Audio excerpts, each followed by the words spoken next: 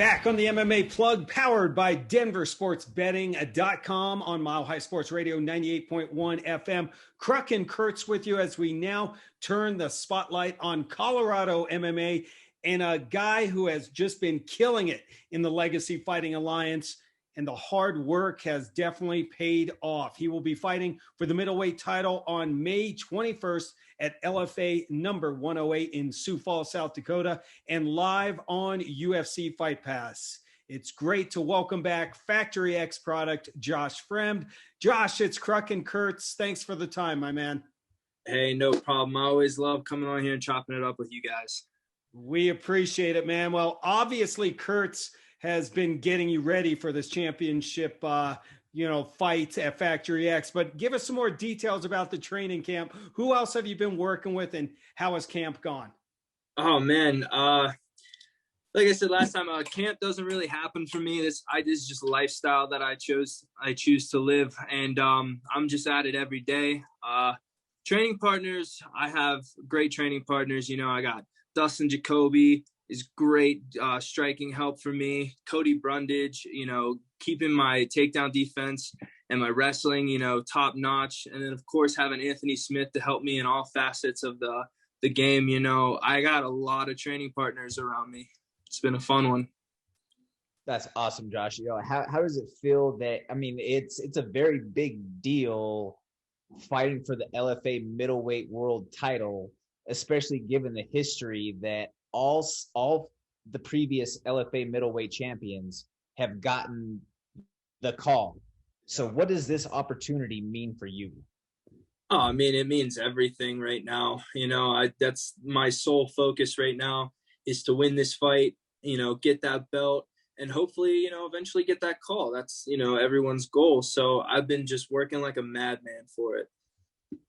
Yeah, I've seen it firsthand. You have been, and the hard work has definitely paid off. Josh, the LFA started that middleweight tournament back in January, and you got another first-round knockout win. This time it was over Bruno Oliveira to punch your tickets into the finals. What did you take away from that victory?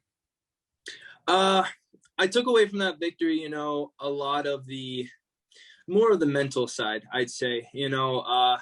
I was just feeling nerves. My first LFA main event, I was finally getting some, the recognition I always felt I deserved, but I just never was getting it. I have obviously went back and looked at the tape, and I've seen 100 things I can fix for this next fight. Wow. But for the most part, just getting that off my chest, like, all right, first main event in a bigger organization. I've main evented back home in Pittsburgh, but big fish, little pond. I want to get out there in the bigger promotion. So you gotta be able to deal with those nerves and get, those butterflies to fly in formation, if you will. But, I think that would be the biggest one that I've taken away from that. How much of an advantage do you feel that it is having Jordan Williams in the room with you, being that that's a mutual opponent? Oh, amazing. Jordan Williams has been a huge asset to my training. Not only because he beat Gregory, but just because of the toughness. Like, that kid, I feel like him and I are cut from the same cloth. We're just gritty, tough dudes. And every time I go with him, doesn't matter if it's wrestling or boxing, like, he frustrates me, I frustrate him, and we go back and forth, and we really push each other. So he's been a huge asset to this camp. It's been incredible to watch those rounds. So that's just from a spectator standpoint. We got to get some video of that for sure. Hey, Josh, this is the second fight in a row you're facing a massive, tough Brazilian fighter in Gregory Rodriguez, who has really been destroying his opponents. Are there any similarities that you have noticed as you've been doing your game planning between him and Oliveira that might help you going into this title fight? No, I think the only similarities that they have are that they are tall and Brazilian. Bruno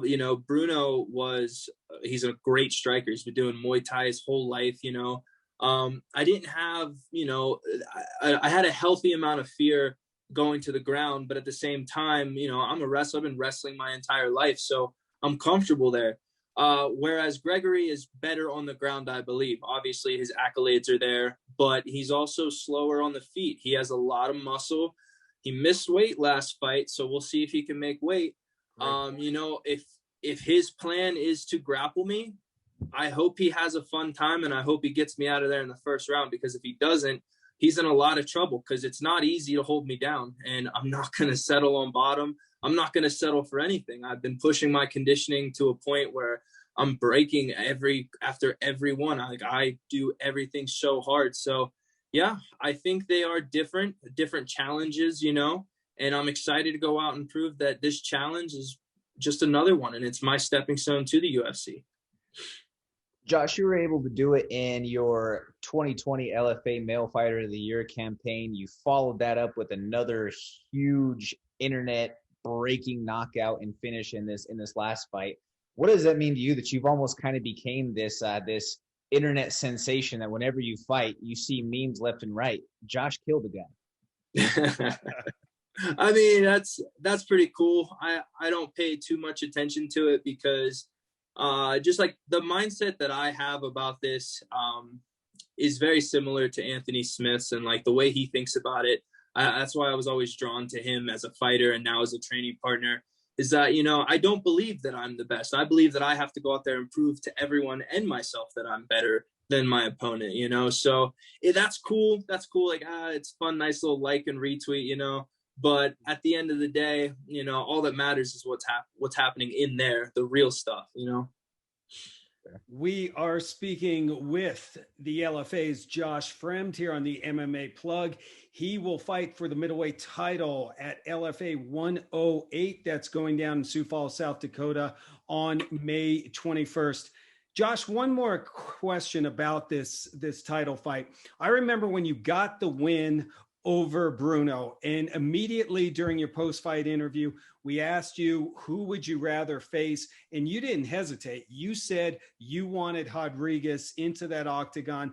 And why was that? What made you call him out? And what did you like about this matchup? You know, nothing against Anthony Adams. I just felt like Anthony Adams, you know, it would have been an easier road.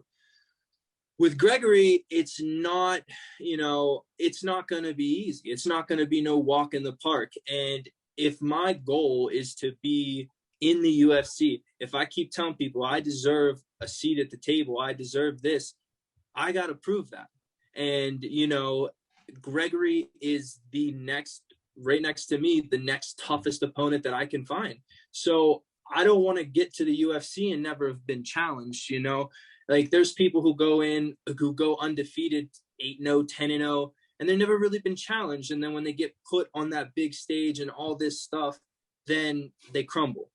I want hard fights. I want the right fights that are going to make me level up in the cage. Like, there's something you learn about yourself when you're in there and you're just going through a tough time. Like, I remember my last fight in Pittsburgh was a tough 3-round drag out fight. And I learned a lot about myself. Like, I'm not going to quit. I'm not going to stop. You know, you can hit me. You got to put my lights out, or you got to stop the air coming into my lungs for me to stop, because I'm just not going to stop. Love it. Beautifully said right there, my man. Totally. So I guess, Josh, in a perfect world, obviously you get everything taken care of, you get your hand raised, get the belt wrapped around your waist by Ed Suarez. Are you hoping that you get that call from Jason, you know, within that next day, somewhere around in there, or you just kind of taking it as it comes? Yeah, I'm just going to take it as it comes. You know, I got a lot of things I got to, you know, do better and get better at outside of the cage. So after this fight, get my hand raised. Hopefully I come out of there healthy, you know, we can make it exciting. And then, you know, I'm going to take like a week off. I'm going to go hang out in the mountains, get lost with my dogs, you know, and then hopefully, yeah, I want Jason to call me. I want him to FaceTime me, because, you know, everyone who knows when Jason FaceTime you, it's some news. So yeah, that would be awesome. And if not, you know, I don't really know what else I have to prove, but we'll see where it goes. You know, I'm not the one making the decisions. I just got to go out and perform. Beautiful. Great way to look at it. Besides the LFA middleweight title being on the line in Sioux Falls, it will also, Josh, be the first time in over a year a full crowd will be inside the Sanford Pentagon Arena. What does that mean to you to have the MMA fans back? Oh man, that's exciting. Don't get me wrong. I really enjoyed the intimacy of, not having fans. And it's just like a group of people. We're getting ready to go. We're going to throw some hands. But it's just a little bit different when you have that energy. And, I'm going to be excited for that. I already get chills thinking about the walkout and like Nice. hearing my name called, and I have family who's going to be coming. Like, I know they're going to be screaming their heads off. Like, it's just going to be really fun, and I'm excited for it. Love it. So Josh, just to follow up one last question there with that, are you finally excited, I guess to say that energy is going to feel once you hear that meal ticket mission bumping over, do you see that being a whole new wave of energy when you hit the curtain, when there's fans? And I mean, everybody knows that as the classic fight song. Yeah, I mean, just envisioning it, man. I like to visualize a lot of things, and that's one of them. And yeah, when that beat drops, and then you hear everyone just murmuring around, and then they get loud, that's so fun. Like, it's almost like a schoolyard atmosphere. Like, you just got a bunch of people around throwing back beers, enjoying themselves, and we get to go out there and perform and fight. Man, I don't want to do anything else in my life. This is so fun. And if you don't get excited for a fight, like, I don't know, you must not be living. Need to find a new occupation, that's for sure. Yeah. Josh, final question. I know this has personally for you been a long journey. You make the move from Philadelphia to Denver. Pittsburgh. With some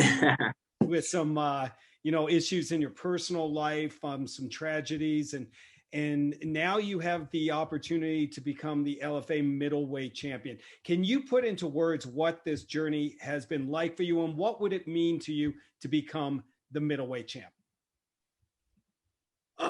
It would mean so much to me, like you said, I've come from a lot. I've went through a lot, but you got to get through it to get to it, So it would mean the world to me. It would be like vindication. The decisions that I made that I was so nervous about making were the right ones, because you never really know if a decision is right until it plays out. So it would mean the world to me. It would mean the world to me. Awesome. Well, we can't wait to see you back in the octagon. Hey, if you guys want to make the trip to Sioux Falls, South Dakota and see Josh in action, tickets for May 21st are available at Ticketmaster.com for LFA number 108. Josh Fremd, thank you for the time, and we'll see you in Sioux Falls next week. Awesome. Can't wait, guys. Thank you, brother. Thank you for taking the time. No problem. All right. The MMA Plug is powered by DenverSportsBetting.com. Quick timeout, and then Jordan and I will preview the massive UFC 262 card. Don't go anywhere.